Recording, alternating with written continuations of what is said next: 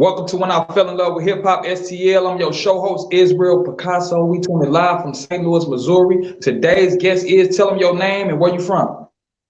DkFROMTHALOU. Okay. Now, can you tell a crowd like what part of St. Louis you from? I'm from Soulard. I was born in Overland. I was raised there a bit, but I mainly went to high school in Soulard. I bounced around from like New York, St. Louis, and Orlando. I was Okay. born here, ultimately came back here. I've lived here for over a decade, so I consider this home. Okay, so what type of things did you experience growing up in St. Louis? Shit. When I was in St. Louis, I had friends that died.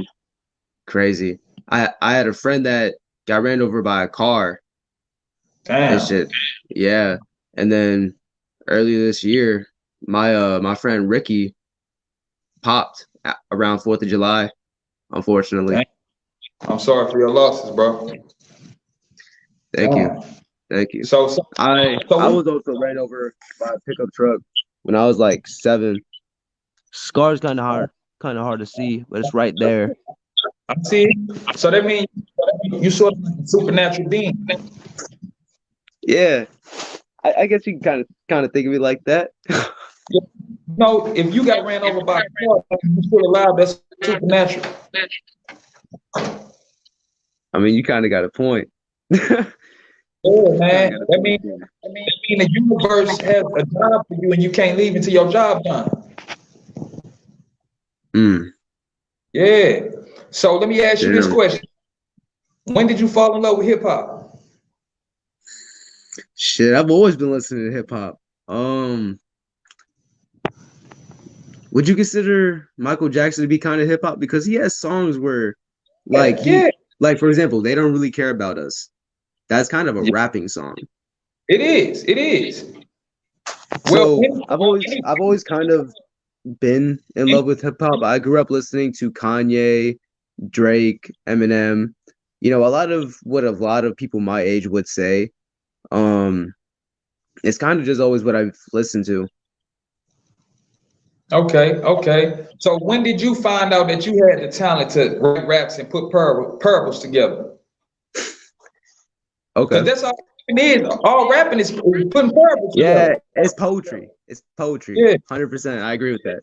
Rapping is poetry. I think I was a freshman when I decided I wanted to start putting my poetries to a beat, my poems, because I was already writing and shit, and I was like, a song is just poetry with a beat, and it hit me when I was listening to you heard that one song by Louis Capaldi? It was blowing up a couple years ago.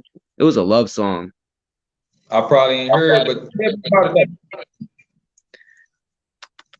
I don't remember it, but that's up my head.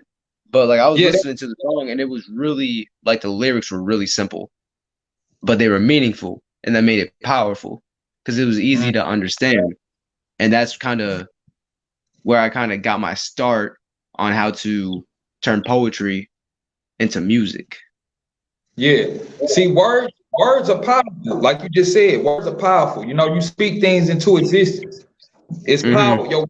Your tongue is like a two-edged sword. You can speak life or you can speak death.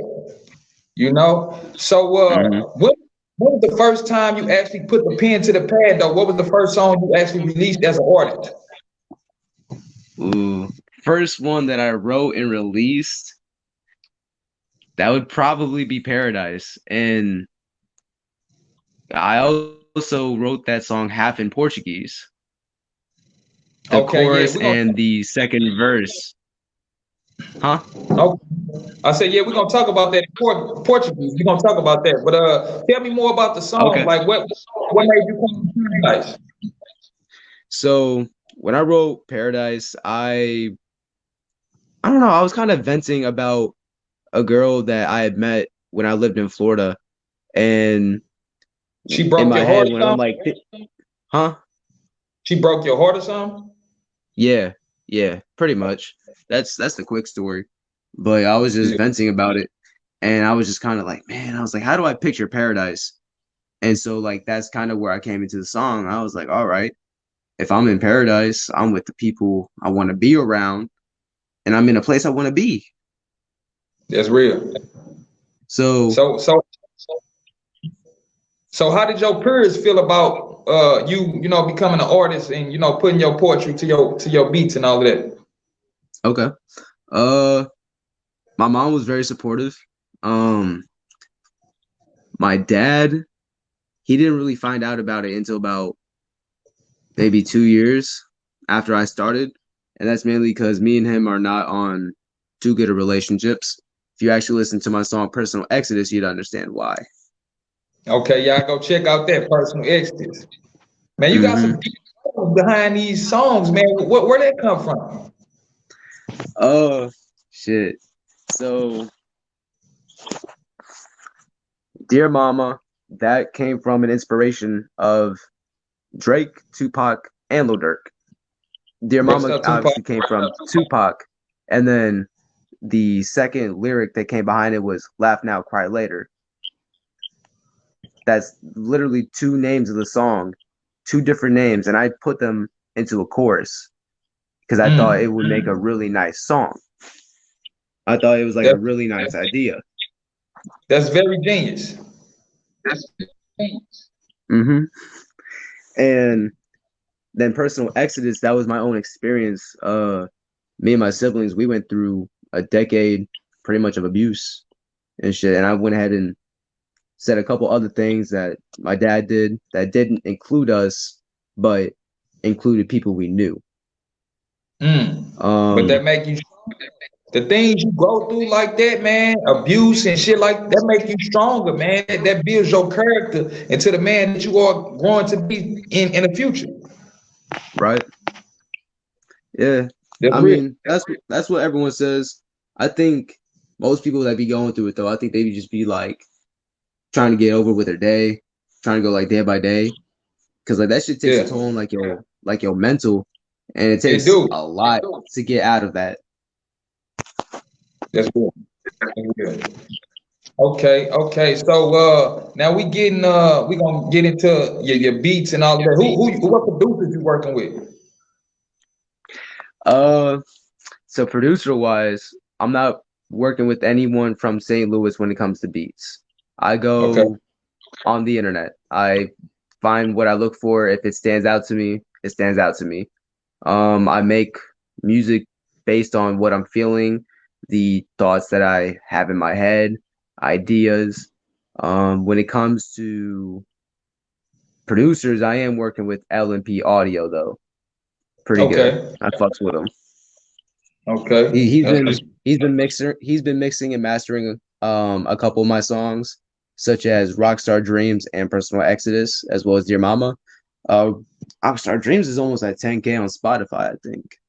Oh damn, man, you going up, man. You going up Hmm. real. Yeah. So so can I you, was quite surprised. It was just like boom, and I was like, whoa. Like I right, didn't check right. it for like 2, 3 months, and it was like boom. Yeah. That means you got So a unique man. And I want to ask you about this Portuguese thing. Or is that the language you speak? I can speak it. I am self-taught. The girl that broke my heart that ended up leading me to write Paradise. She was half Brazilian, and she Mm, was fluent in Brazilian Portuguese. I was okay, already studying Spanish at this time, and when I realized how similar they were, I couldn't also roll my R at the time because okay, of because of the things that lined up at the time. I chose to switch course, and I taught myself Portuguese instead. okay. That's what's up, It was man. That's easier what's for me to pronounce. yeah, knowledge is power. You know, before it was words, it was, you know, it was pictures, you know what I'm saying? And before pictures, Hmm. we was telepathic. You know what I'm saying? Communication, language has always been a good thing, you know, for all people, all races, all colors. You know, we don't do racism over here on when I fell in love with hip On hop. We me, don't. none, none. Yeah. the next question, man, I want to ask you, man. Let's talk about this drill rap shit you did, man. This I ain't gonna lie, that shit crazy, bro. Like, what made you come up with that, man, and what inspired it? Man, I'm not even gonna fake it. When I wrote DK Drill, I was sitting in the same room I'm in right now, and I had Kanye and Drake drill in my head. I remember hearing Drake spit something, I think it was in Arabic, and I was like, that's hard. And then I heard Kanye's flow on one of it. I think it was a song with Favi, I think, with Vivio Foreign. Okay. And I was like, that's interesting. And so like that song was kind of like, it was kind of a mesh of New York drill with like ideas from Kanye and Drake with like my own with my own figurative language, pretty much. Okay. So what do you feel about, like, because the drill music, you drilling is basically killing somebody. So what do you feel about that? Do you feel like, that's the right thing to do? Like, just be real with me. No cap, I am gonna be real with you. I think there's certain situations where killing is acceptable. Like, I'm not even gonna fake it. If you come up to me, you tell me that you wouldn't kill someone that just raped your daughter, I'm gonna tell you you are either lying or you're a bad father. That's real. That if you come in for my family, you come in for my people, I'm gonna protect him. If I die in the process, I die in the process. That's real. Just how it is. That's some real ass shit, man. I ain't gonna lie. So can I ask you, man, what's your top 5 favorite artists of all time? What's my problem with what? What's your top 5 favorite artists of all time? Top 5. Oh. Okay. Kanye is definitely gonna have to be up there. I'm gonna have to put XXXTentacion up there. Rest up. Yeah, rest up to X. I still listen to him a lot. I'm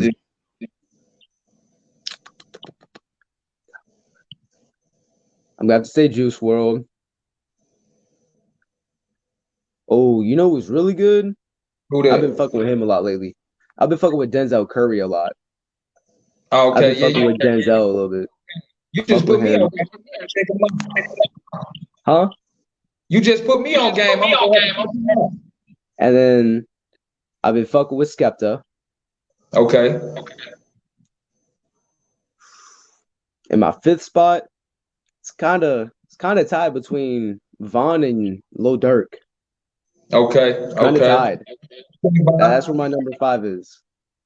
Okay, that's what's up. That's what's up, man. So, like, what's your process of recording, man? Like, when you in the studio, what's your motivation? Like, how you get your recording? How you get your motivation? Right? I feel it. Most of the time, I think this is pretty much what most artists, because most artists are just not Juice WRLD. They can't just go in there and make a 4 songs to the same beat. I'm not that artist either. When I go into the studio, I go into the studio with a song in mind. Oftentimes, I often do like a pre-demo. Like, this is my little home mic I got here at my own house and shit. Okay. And I'll make, like, for example, DK Drill. I mixed and mastered that on my own. I did that here in my own room with my own skills. That's simple. Yeah, and it sounds dope. I ain't gonna lie, man. You did a good job, man. So, Thank you. I try. You got a tape, a CD, an album, something coming on the way. What's up? So in 6 days, I'm dropping the Most Dangerous City EP.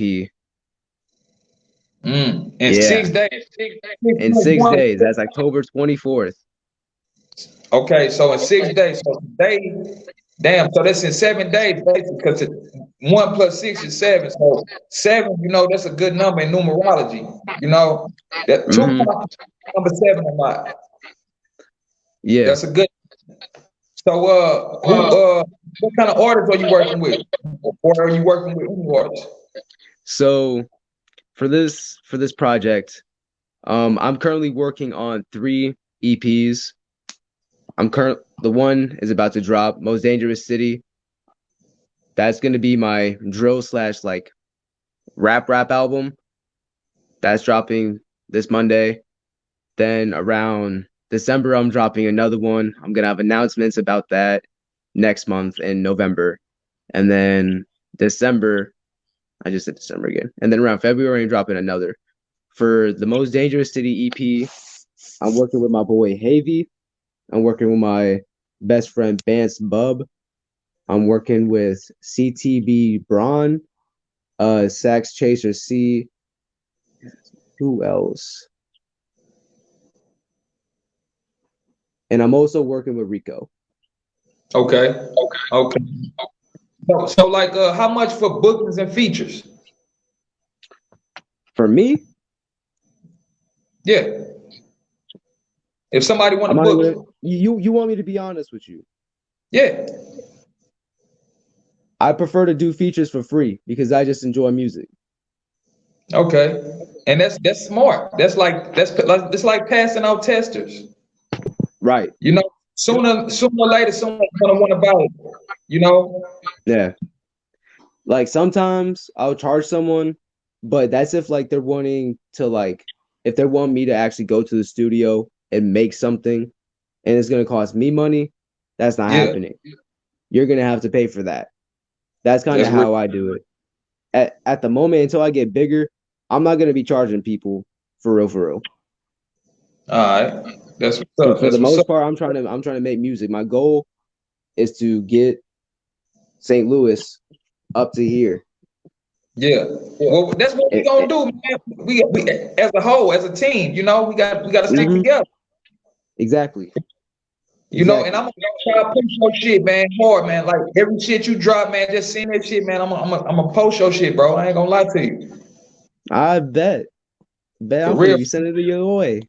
Yeah, yeah. Uh, You know, you got any merch, anything you working on? I don't, but I guess I should. Yeah, think about that, man. That's a good way, to get the people in tune with you, man. So Hmm. I'm gonna say it like this. I appreciate you coming on the platform once again, man. We finna get out here. Let me know your name one more time. DK from the Lou.